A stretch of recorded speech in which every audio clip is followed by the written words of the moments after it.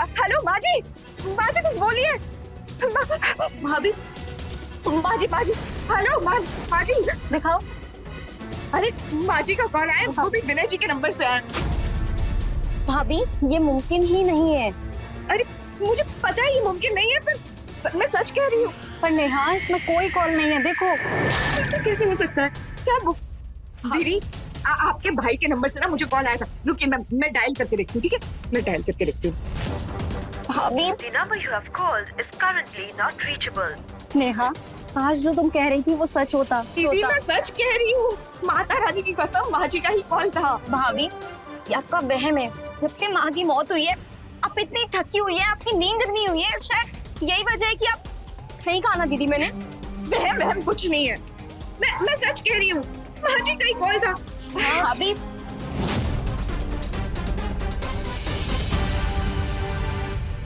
नेहा की हालत दिन पर दिन खराब होती जा रही, शायद 3-4 दिन से सोई नहीं है इसलिए। हाँ ठीक है, मैं समझाती हूँ। भाभी आप बहुत थक गई हैं, चल के सो जाइए ना। मुझे नींद नहीं आ रही है। लेकिन भाभी नेहा बात को समझो, थोड़ा आराम कर लोगी तो तबीयत ठीक हो जाएगी। मैंने कहा ना मुझे नींद नहीं आ रही है, आप लोग सो जाइए। सो जाइए।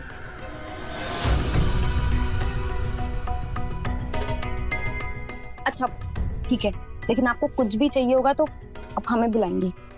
ठीक है, पक्का? हाँ ठीक है ठीक है ठीक है ठीक है ठीक है।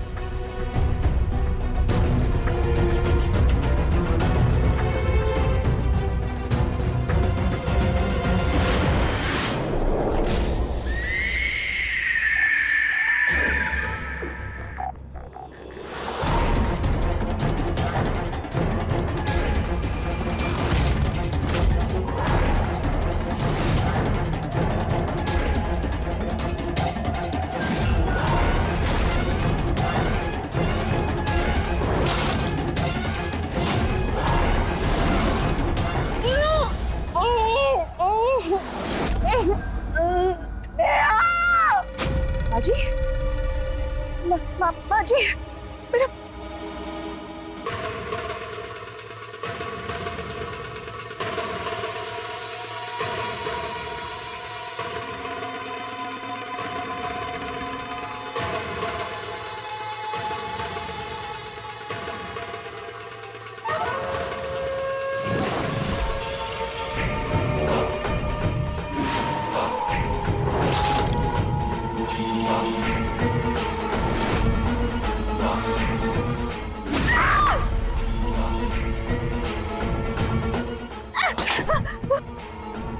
कोमल, दीदी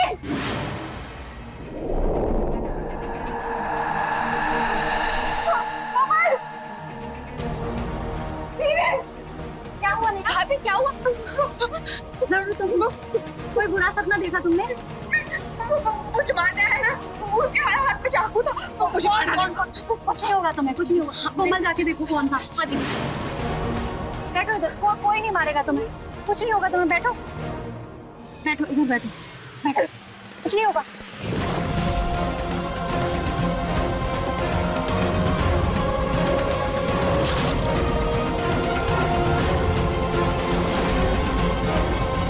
भाभी वहाँ तो कोई भी नहीं है। वो भाग गया होगा, मारने के लिए आया था वो मुझे। यहाँ कुछ नहीं है, पानी पियो। कोई नहीं था, पानी पियो। कोई नहीं कोई नहीं कोई नहीं।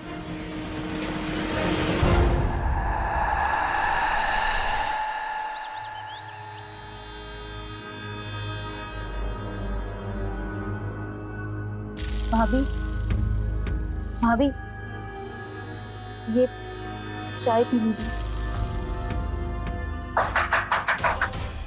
लगता है माजी आ गई है। माजी, भाभी माजी, माजी, भाभी माजी, माजी, माजी, माजी कहाँ है? हाँ, माजी, माजी, माजी। क्या हुआ नेहा? पता नहीं क्या हो गया है बेचारी को, जब से माँ गई है एकदम पागलों जैसी हरकत करने लगी है। माजी, एक ही बात के पीछे लग गई है कि माँ जी जिंदा है, उनकी जान खतरे में है, तो बोल बोल के थक गई। आप लोग समझा के देखिए, शायद आप लोग की बात मान जाए।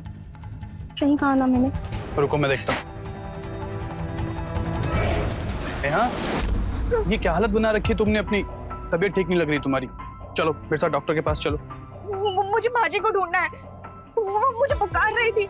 आप सब उन्हें ढूंढ क्यों नहीं रहे हो? भाभी माँ जी मर चुकी हैं, वो जिंदा नहीं है अब। नहीं, वो जिंदा है। उन्होंने मुझे ना फोन किया था, वो मुसीबत में है, वो मुझे पुकार रही थी। मैं माँ जी को ढूंढने के लिए जा रही हूँ, तुम लोग मत ढूंढो, मैं जा रही हूँ। भाभी माँ जी।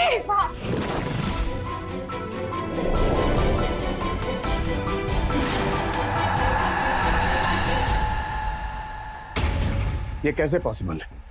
एक मरा हुआ इंसान कॉल कैसे कर सकता है? आपने ही तो सावित्री जी की बॉडी की शिनाख्त की थी ना? सर मैंने ही शिनाख्त की थी, पर मैंने उनका पर्स, उनकी साड़ी, उनका कड़ा देख के उनको पहचाना था। उनका चेहरा तो दिख ही नहीं रहा था ना। क्या पता वो लाश किसी और की हो और माँ जी जिंदा हो। आप प्लीज मुझ पर भरोसा कीजिए और माँ जी को ढूंढिए, भगवान के लिए प्लीज। अच्छा देखिए, आप शांत हो जाइए, रोइए मत। ये बताइए कि वो विनय का फोन कहाँ है जिससे उसने कॉल किया था? वो तो आप लोगों के पास था ना? सर, पोस्टमार्टम के बाद बॉडी के साथ साथ सारी चीजें सावित्री को सुपुर्द कर दी थी, मोबाइल फोन भी। तो इसका मतलब वो फोन घर पे ही होना चाहिए। देखिए जरा। ठीक है सर। आप जरा बाहर इंतजार कीजिए।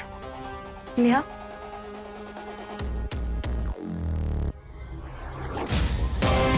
सर आप भी मेरा यकीन नहीं कर रहे ना।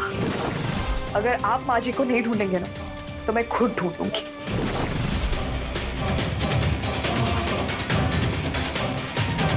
सॉरी सर, माफ कर दीजिए।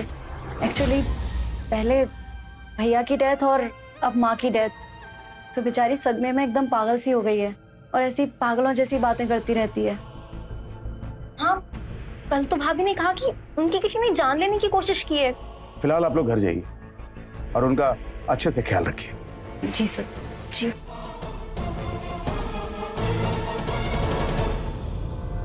सर, मुझे लग रहा है नेहा अपना मानसिक संतुलन खो रही है। उसकी बातों से तो यही लग रहा है। खैर, मुझे सावित्री और विनय की पोस्टमार्टम रिपोर्ट चाहिए, लेकर आओ। यस।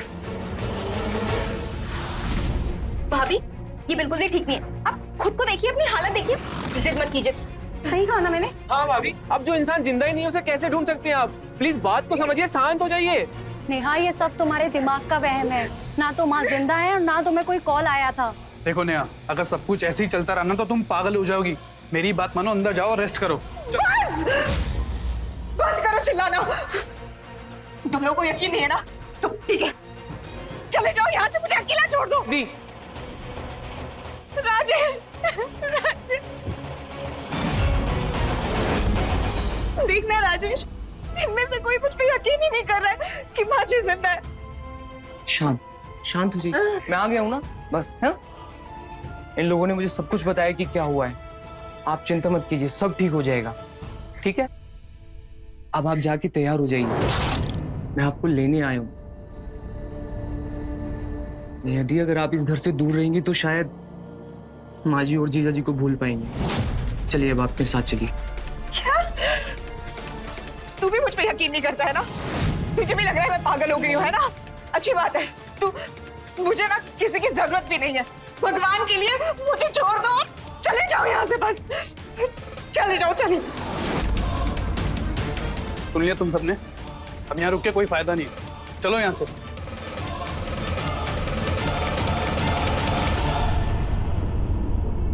कैसी औलाद है ये? कोई फिक्र नहीं है इनको माँ जी की। पता नहीं माँ जी किस हालत में होंगे। मुझे मंदिर जाना चाहिए। मुझे मंदिर। दीदी,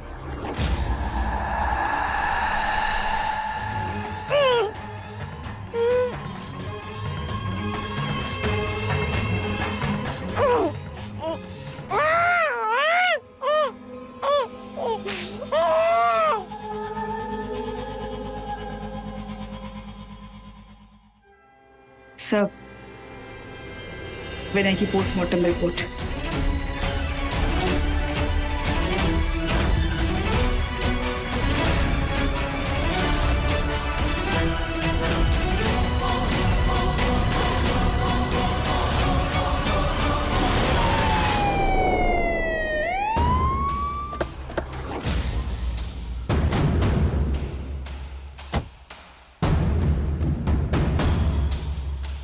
हम आपके घर गए थे। आपके भाई ने बताया कि आप यहाँ मिलेंगे। आपके बाकी फैमिली मेंबर्स कहाँ पर हैं?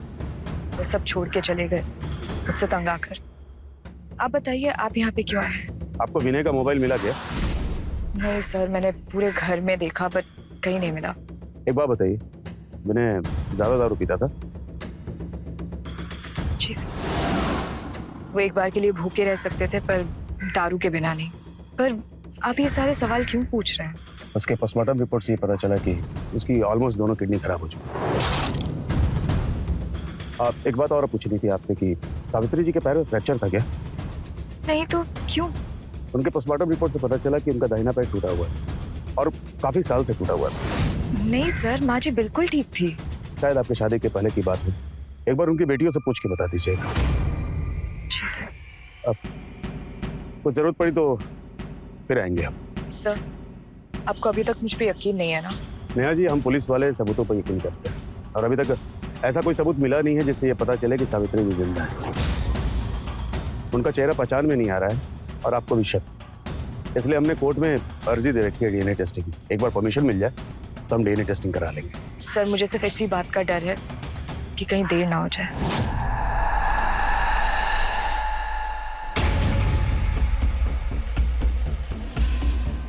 उनके कॉल डिटेल्स लो। जी सर।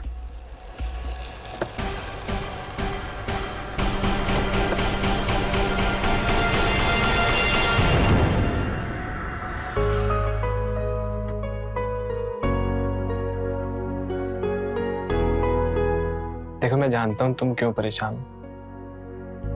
नेहा बाबा के बारे में सोच रही हो ना। कोमल, मुझे ना तुम उदास बिल्कुल अच्छी नहीं लगती। अच्छा चलो, तुम्हारा मूड ठीक करते हैं।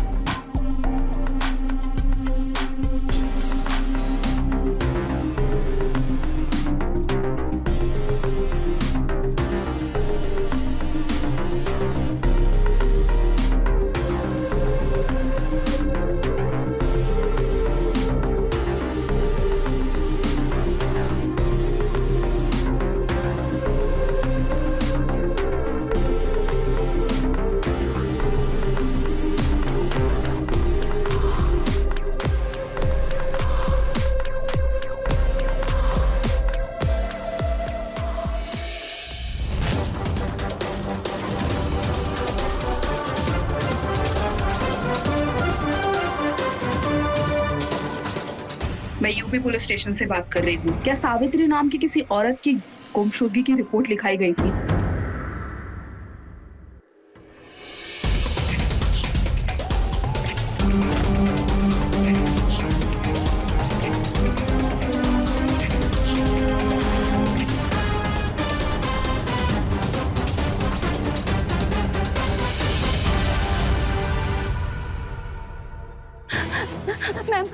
मैम मुझे बचा लीजिए, वो मुझे मार डालेगा। वो लोग मुझे मार डालेंगे मैम। हुआ क्या है?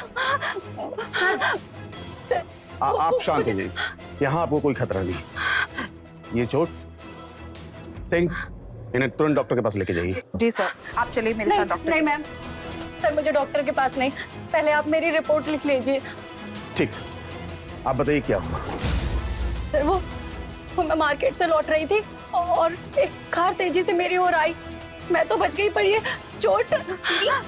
तुम ठीक हो? सुमन, ये चोट कैसे लगी? हाँ, क्या हुआ तुम्हें बताओ। सुजीत, वो मैं मार्केट से लौट के आ रही थी और एक कार ने सीधे आके मुझे टक्कर मार दी। आपको किसी पे शक है? हाँ, नेहा के भाई राजेश पर। राजेश? वो आपको क्यों मारना चाहता है? सर, जायदाद के लिए। वो हमारी माँ की जायदाद हड़पना चाहता है। जैसे उसने हमारी माँ और भैया को मार दिया, वैसे ही वो हम दोनों को भी मारना चाहता है, ताकि इस जायदाद का कोई भी वारिस जिंदा ना बचे और ये सारी जायदाद उसकी बहन नेहा के नाम हो जाए। सर आप मुझे कहाँ ले जा रहे हैं? सर क्या हुआ, एक बार मुझे बताएंगे तो? सर क्या हुआ सर? अब पता चल जाएगा, पहले थाने तो चल। लेकिन सर मैंने कुछ नहीं किया, मुझे पता तो चले। सर मोबाइल मिला? सर पूरा घर छान लिया है, मोबाइल कहीं नहीं मिला। ले चलो इसे। लेकिन सर मैं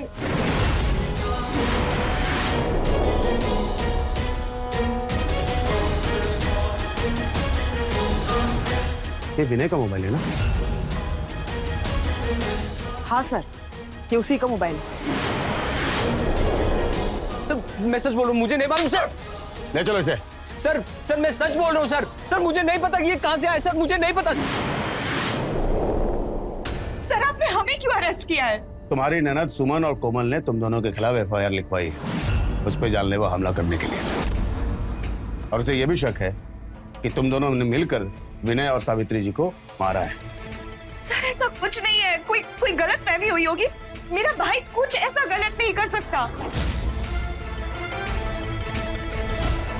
ये मोबाइल विनय का है, इसके घर से मिला है।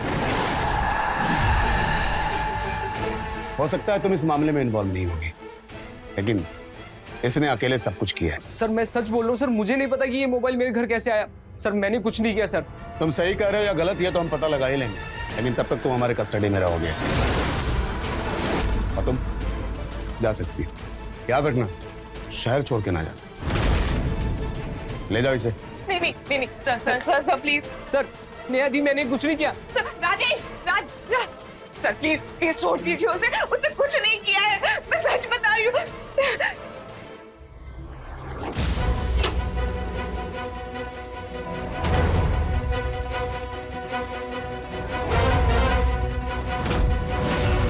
ये क्या मजाक है दीदी? आपने मेरे देवता जैसे भाई के खिलाफ रिपोर्ट लिखवा दी। हाँ हाँ, तेरा भाई देवता है और हम सब तो राक्षस है ना। सुमन थोड़ा आराम से। सुजीत आप बीच में मत आइए। क्या हमें नहीं पता कि तूने ये जो कुछ भी किया है वो जायदाद के लिए किया है? और कुछ तेरा भाई आता है, वो भी शामिल है ना? हाँ सही कहा ना मैंने? नहीं ऐसा कुछ नहीं है। ऐसा नहीं है तो तू यहाँ क्यों पड़ी है? क्या बचा है तेरा? इसका मतलब साफ है कि इसकी नीयत में खोट है। मुझे तो अब यकीन हो गया है कि माँ और भाई की जान तूने ही ली है। तुम लोगों को ऐसा लगता है ना कि ये सब मैंने किया है जायदाद के लिए? तो ठीक है, ये रही सेफ की चाबी, तुम लोग अपने पास रखो, ठीक है? मेरा इससे कोई लेना देना नहीं है, पर भगवान के लिए माजी को ढूंढने में मेरी मदद कर प्लीज। ऐसा है ना, तो हम भी देखते हैं कितनी दूध की धुली है। आओ चलो मेरे साथ, मैं भी देखती हूँ। दीदी चल दीदी छोड़िए मुझे।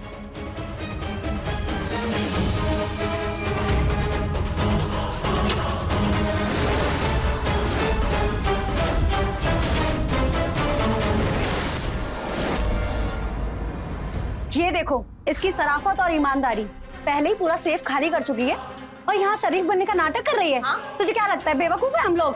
दीदी मुझे नहीं पता जेवर और गहने कहाँ गए। मेरा यकीन मानिए, माजी की मौत के बाद से मैंने तो इसे खोला तक नहीं है। वाह, खोला नहीं है तो कहाँ चले गए? चल बहुत हो गया नाटक, तू अभी निकल। निकल निकल निकल यहाँ से, निकल।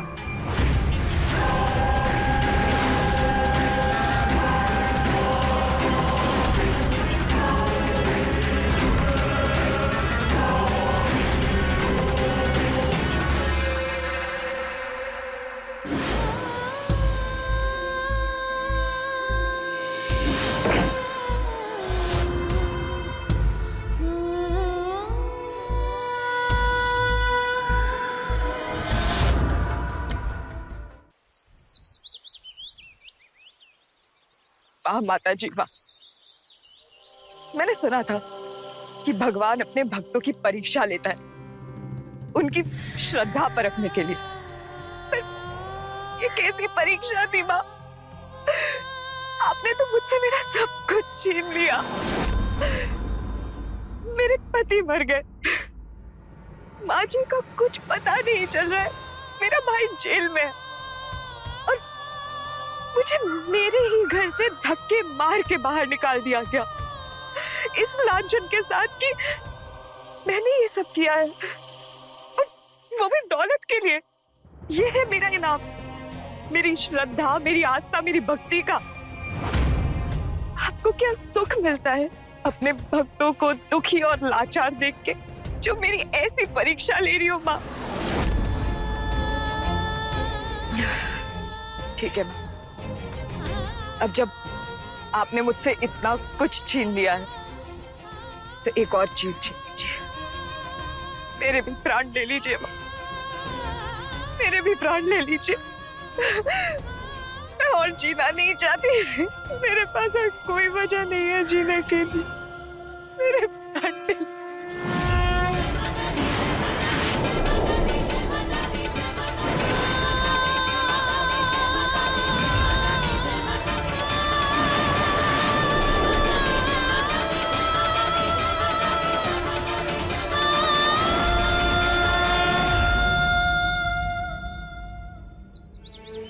आपका बहुत बहुत धन्यवाद जो आप रात को यहाँ रुकी।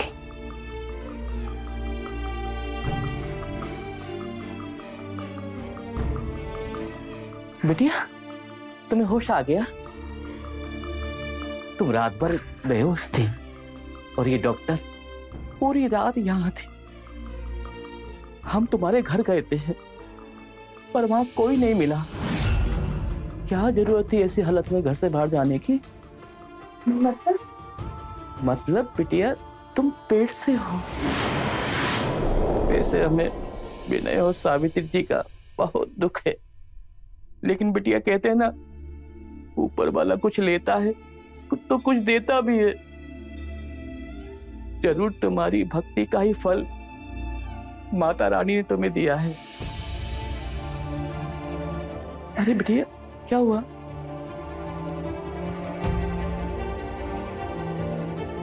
कहाँ जा रही हो बिटिया? अरे बिटिया रुको, बिटिया।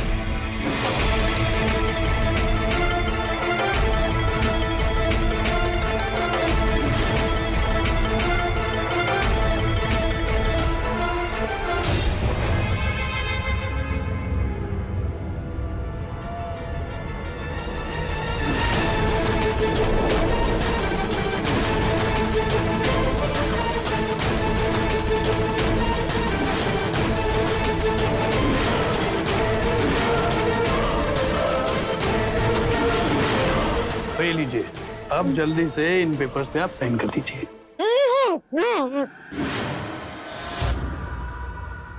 माँ जी,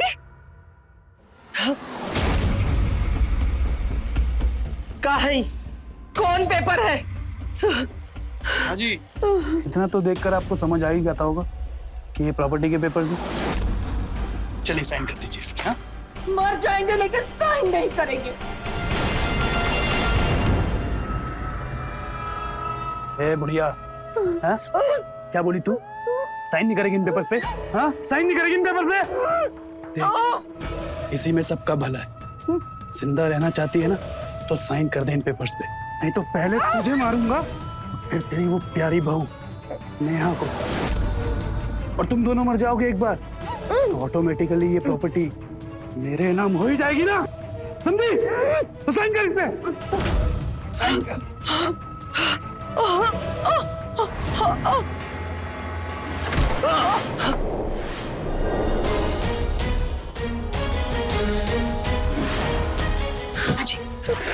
ठीक है?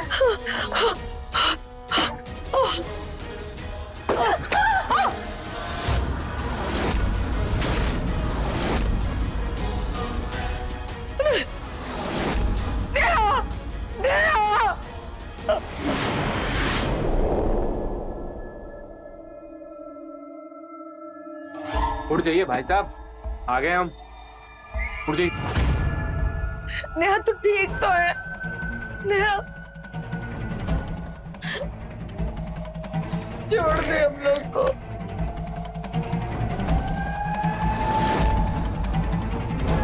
ये बहुत अच्छा काम किया तूने अनु।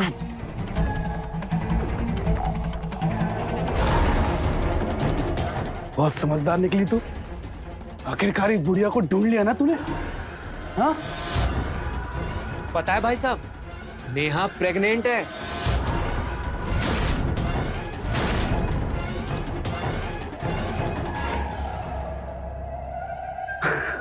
सुबह पंडित जी का कॉल आया था कोमल को, कह रहे थे इसका ख्याल रखने के लिए। अरे वाह, ये तो खुशखबरी है।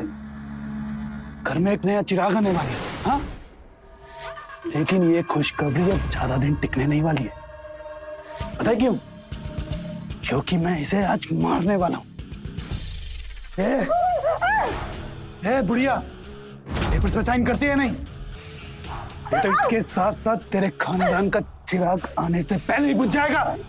नहीं, छोड़ दो उसको, हम साइन करने के लिए तैयार हैं। अनु, साइन ले इसके। जल्दी कर अनु।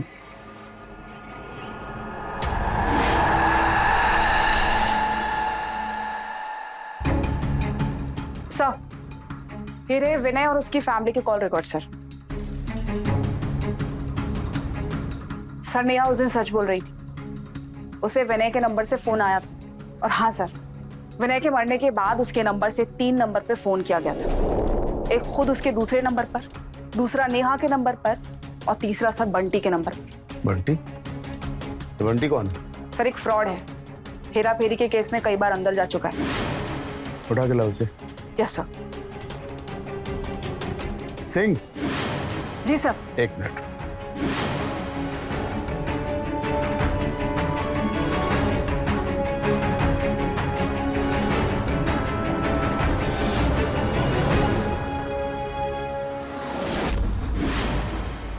जल्दी कर बुढ़िया।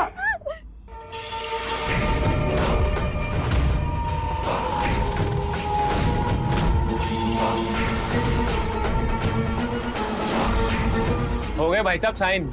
अब ये सारी जायदाद हमारी हो गई। अरे वाह, ये तो बहुत अच्छा हुआ। अब एक काम कर अनु, आग लगा दे पूरे घर को। नहीं नहीं, ऐसा मत करो, मत करो, ऐसा मत करो। हमें जान दे दो, लेकिन अपनी बच्ची को कुछ मत करो।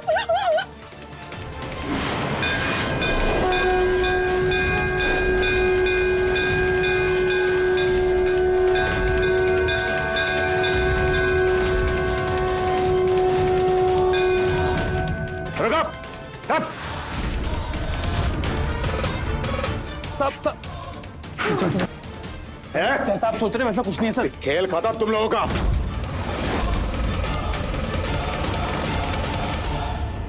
अब अगर अपनी हड्डियां नहीं तोड़वाना चाहते तो अपना जुर्म कबूल करो। बोलो, क्यों किया ये सब?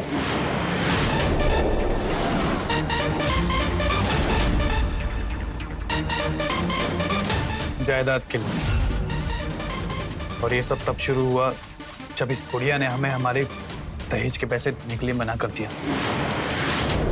इसने हमसे वादा किया था कि शादी के बाद हमारे बचे हुए 2-2 लाख रुपए दहेज के हमें दे दे, लेकिन नहीं थे। वो पैसे भी हम भूल गए। उसके बाद हम दोनों को बिजनेस करना था, उसके लिए पैसे मांगे इनसे। और उस दिन विसर्जन वाले दिन। अरे तुम दोनों बहुत ज्यादा बेशरम हो। जब देखो पैसा पैसा पैसा का पहाड़ लगा है काम दे पास। अरे इतना दान दहेज दे करके ब्याह किया, फिर भी तुम लोग को 2-4 लाख हमेशा घटिए जाता है। देखिए माँ जी, गुस्सा मत कीजिए। घर में अभी अभी पूजा हुई है और ये दहेज वहेज के पैसों को छोड़िए। आप एक काम कीजिए, हमें उधार दे दीजिए और जैसे ही हमारा बिजनेस चल पड़ेगा आपको वापस लौटा देंगे। देखिए दामाद जी, हम एकदम साफ साफ कह दे रहे हैं आपको, आप दोनों को देने के लिए हमारे पास फुट्टी कौड़ी भी नहीं है, बता दे रही हूं। और रही बात उधार की, तो कहीं और से ले लीजिए, इसमें कौन सा बड़ा बात है। देखिए माँ जी, मेरी बात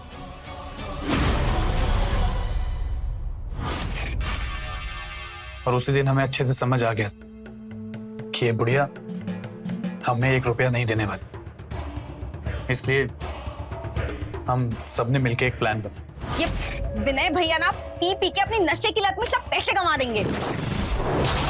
देखो अब इन बातों का कोई फायदा नहीं है, कुछ नहीं मिलने वाला, ना पैसा और ना बिजनेस, भूल जाओ सब। पैसा और जायदाद दोनों हमें मिल सकता है,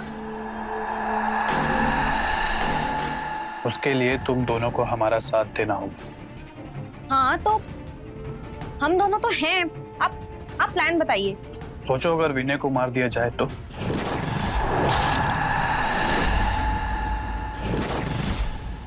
बचा कौन? माजी और नेहा। नेहा ठहरी बराई घर की, उसे घर से निकालना बहुत आसान, उसके बाद पूरी जायदाद हम लोगों की। लेकिन उसके लिए उस विनय को रास्ते से हटाना बहुत जरूरी है। तो तुम दोनों मैंने सोच, क्योंकि तुम्हारे इकलौता भाई है वो।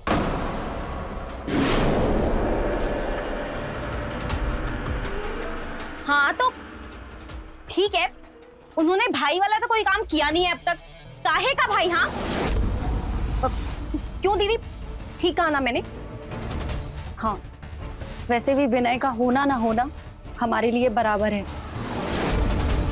तो हम तुम्हारे साथ हैं, करो जो करना है। और फिर हमने दिन में एक कार किराए पर ली और रात को हमने उससे विनय को मार दिया।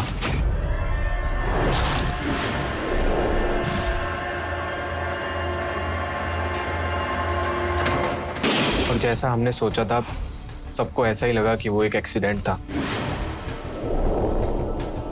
और फिर कोमल ने माँ की वसीयत देखी।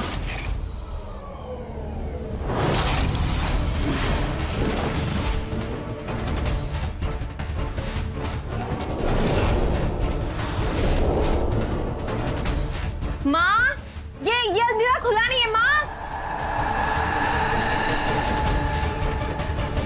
क्या हुआ, काहे चिल्ला रही थी? ये क्या है? हाँ दीदी ये देखो, माँ ने अपनी वसीयत नेहा भाभी के नाम लिख दी है। क्या? माँ क्या है ये सब? जायदाद का पेपर है। वो कहा है कि हमको विनय पर तनी को भी भरोसा नहीं, अगर हमरे मरने के बाद सारा जायदाद तहस नहस कर दिया तो, इसलिए हम सब नेहा के नाम पे कर दिए। और इसके बारे में तो नेहा को पता भी नहीं। माँ वो सब तो ठीक है, पर क्या आपको नेहा पे इतना भरोसा है? और अच्छा चलो है भी, तो भैया मर चुके हैं, तो आपको ये बदल देना चाहिए। हाँ अगर नेहा यहाँ से चली गई, अपनी दूसरी शादी कर लेगी तो बदल देंगे। पर माँ अगर उसने दूसरी शादी नहीं की तो? नहीं की तो जायदाद पर केवल उसका ही हक रहेगा। वसीयत की वजह से हम लोग का बनाया हुआ प्लान फेल हो गया। माँ ने ये क्या किया? हाँ मतलब अब बेटियों से ज्यादा उनको अपनी वो बहू लाडली हो गई है। आप लोग बोलोगे कुछ?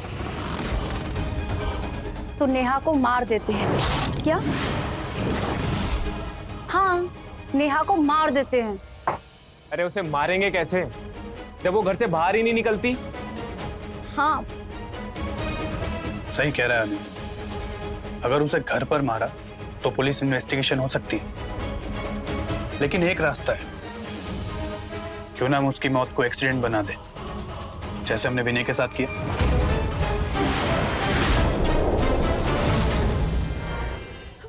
पर ये सब करेंगे कैसे? एक और रास्ता है, उसके लिए हमें एक नई वसीयत बनानी होगी और उस पर माजी के साइन चाहिए। मैं जानता हूं कि माजी आसानी से साइन नहीं करेंगे, उसके लिए हमें माजी को किडनैप करना होगा। क्या? किडनैप? लेकिन फिर पुलिस माजी को ढूंढेगी, हो सकता है वो हम तक भी पहुंच जाए, तब क्या करेंगे? अनु, माजी पुलिस को मिलेगी तभी तो पुलिस हमारे तक आएगी ना। अनु, तेरा वो पुराना वाला घर खाली है ना? हाँ, वो तो कब से खाली है। और उसके बाद हमने एक भिखारन को किडनैप किया, जो लगभग माजी की ही उम्र की थी। और अगले दिन माजी को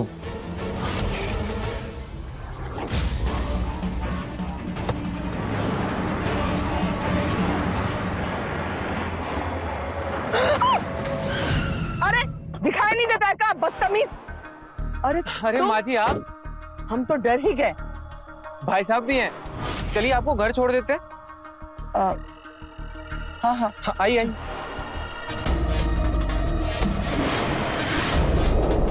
चलो बेटा।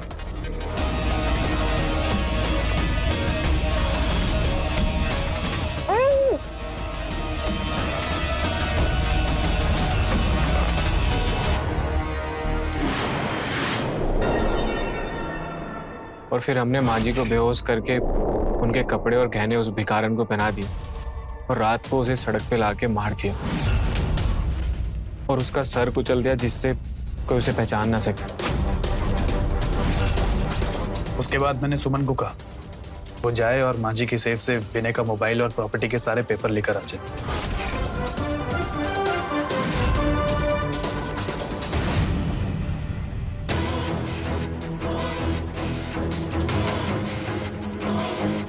विनय के मोबाइल में 2 सिम थे, एक सिम मैंने रखा और एक अनूप को दिया।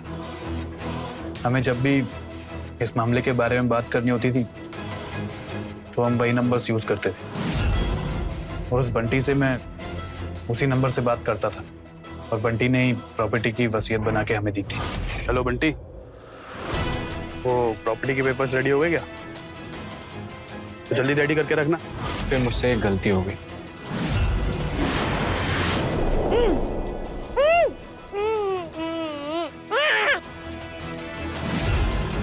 खाना खा लो माँ जी।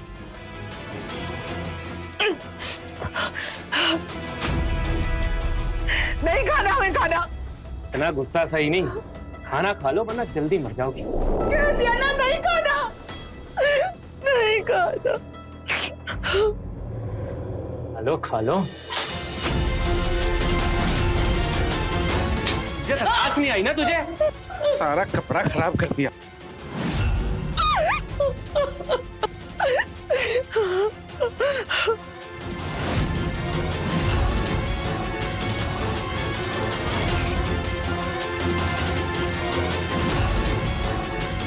हेलो नेहा, हम सावित्री, तुम्हारी माँ।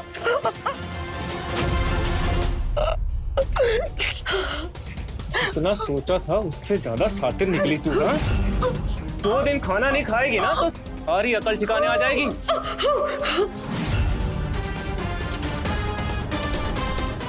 मैं भूखी अब। उसे एक फोन कॉल की वजह से नेहा को यकीन हो गया था कि माजी जिंदा है। वो अपनी जिद छोड़ दे और घर छोड़ के भाग जाए, इसलिए हमने उस दिन उसे डराया था।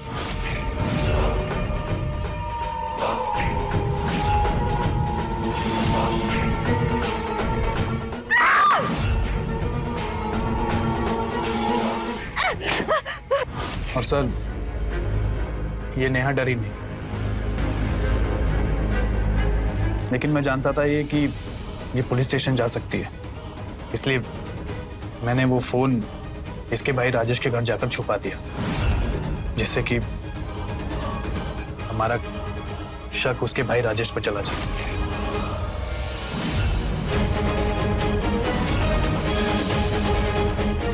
और मैंने उस दिन सुमन को घायल कर खुद आपके पास पुलिस स्टेशन आने को कहा था।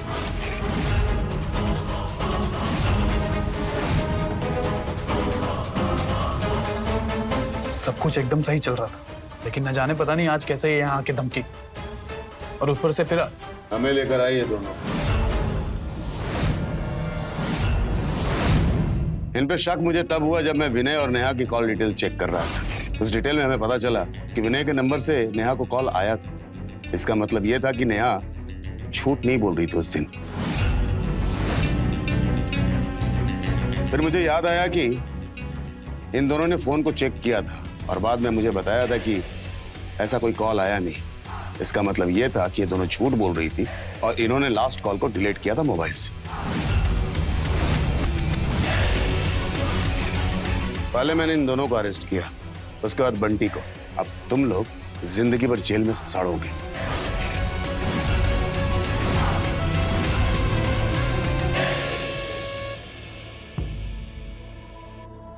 थू है तुम दोनों बेटियों पर। अरे हमरा अपना खून होते हुए हम ही को मारने की कोशिश की, अपने सगा भाई को भी नहीं छोड़ी। अरे डाइन भी ना 7 घर छोड़ देती है, लेकिन तुम दोनों तो डाइन से भी बदतर हो। हमरी बहू जो पराया होके भी हमरी जान बचाने के लिए अपनी जान को दांव पे लगा दी।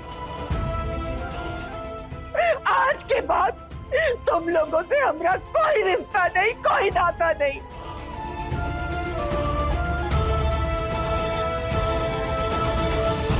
साहब, इन लोगों को कड़ी से कड़ी सजा दीजिएगा, कड़ी से कड़ी सजा दीजिएगा।